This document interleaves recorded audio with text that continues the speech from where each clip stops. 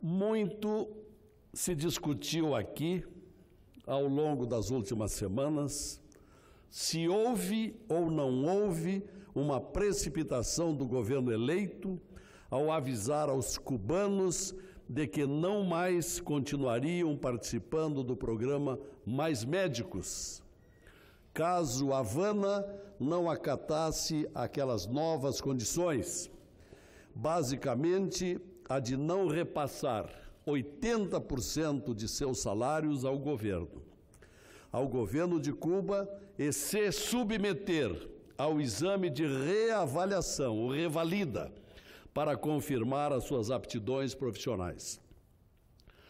Alguns alarmistas chegaram a prever um cenário desolador, em virtude da pronta reação contrária do governo caribenho, que chamou de volta para casa mais de 8.000 supostos médicos.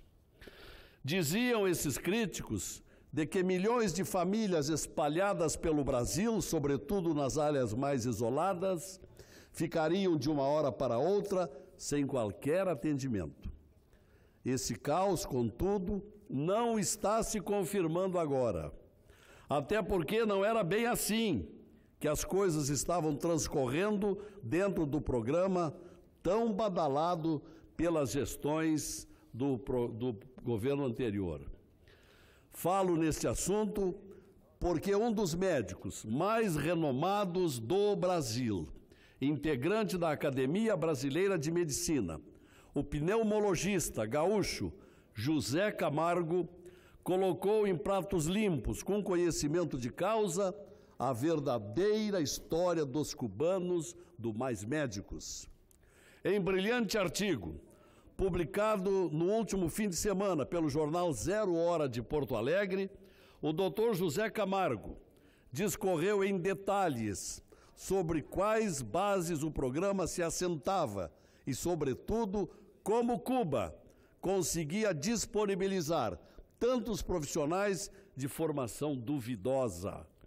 Definiu ele aquele período do segundo semestre de 2013 como um dos mais degradantes à autoestima da classe médica brasileira, porque foi lá que o governo brasileiro anunciou com ar angelical o programa Mais Médicos.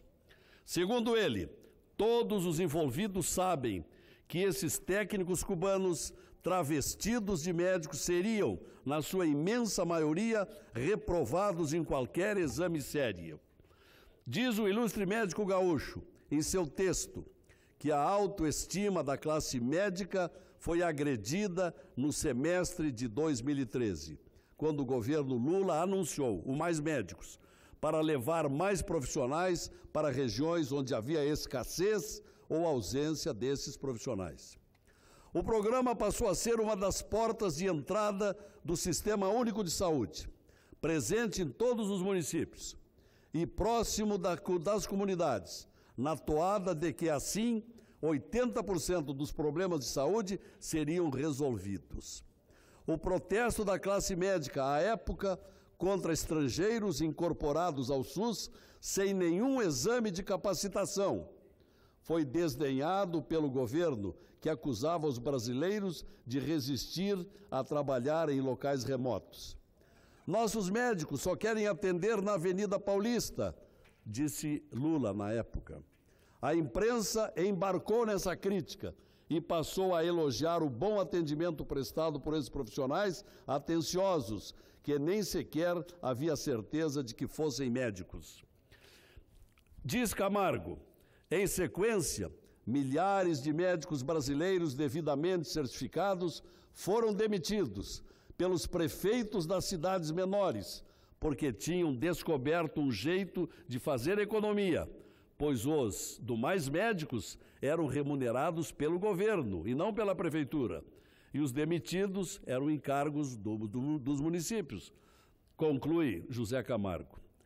Se me permite abrir um parênteses, soube-se, por intermédio de levantamento do Sindicato Médico do meu estado, do Rio Grande do Sul, que o provimento de profissionais para o programa, à época do início, estava quase que integralmente comprometido com o contingente cubano, Prova disso é que foram aceitas apenas 1/5 das 5.000 inscrições de brasileiros, numa clara intenção de reservar vagas para aqueles que vinham de fora.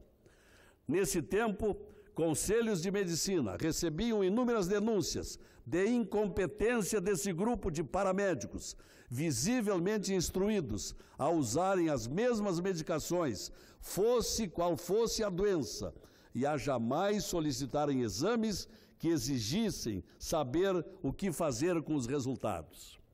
A descoberta de que os cubanos estavam aqui a serviço da ditadura cubana, que lhes tomara documentos e mantinha suas famílias na ilha como reféns, estranhamente foi considerada coisa normal pelos direitos humanos, sempre tão atento e sensíveis aos direitos trabalhistas.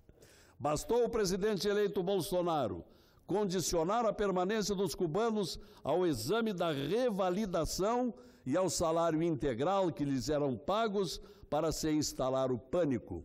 O governo cubano determinou o retorno imediato de 8.602 médicos, entre aspas, integrados ao programa. A justificativa de que a debandada era uma resposta à atitude fascista do futuro governo foi de um cinismo absoluto, sublinhou José Camargo em seu artigo do fim de semana no jornal Zero Hora. Os envolvidos frequentavam apenas um curso de 4 anos e eram usados pelo governo cubano como matéria-prima de exportação. Na Venezuela, por exemplo, seus serviços eram trocados por combustível. Mas a verdade se fez presente. 9 dias depois da decisão cubana, o Ministério anunciou que 25.901 médicos brasileiros já tinham se inscrito para o programa. E em 25 de novembro, há poucos dias, portanto, 96% das posições já estavam ocupadas. Os cubanos seguirão sua sina de escravos, sem saber se os novos senhores serão tão simpáticos quanto os brasileiros. Ficamos devendo a eles um constrangido pedido de desculpas por termos compactuado durante tanto tempo com esta grande farsa e do jeito mais cômodo, com indiferença. Era isso, senhor presidente, que gostaria de trazer aqui esse pronunciamento para desmistificar esta exaltação que, no passado recente, se fez aos médicos, mas que, na verdade, por tudo que se vem apurando, tudo não passou de uma grande farsa. Obrigado.